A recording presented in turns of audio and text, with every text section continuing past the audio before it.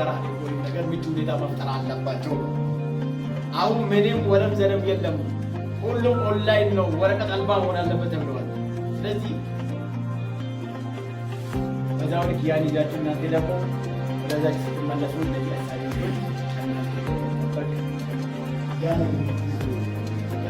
ቢዝነሳችን አሁኑ ጀምሮ ማሰብ ያስፈልጋል የሚለው ነገር ይሄ ነው። ሌላኛው እንግዲህ እናንተ ኦንላይን እንዴት ማቆራሉ ብሎ ወደዲ አደረጉ አሉ ለቢኒያም አሉ አይሲዲዎች አሉ የሚፈልጉትን በሙሉ እናንተ ግንዛቤ ይፈጥራሉ።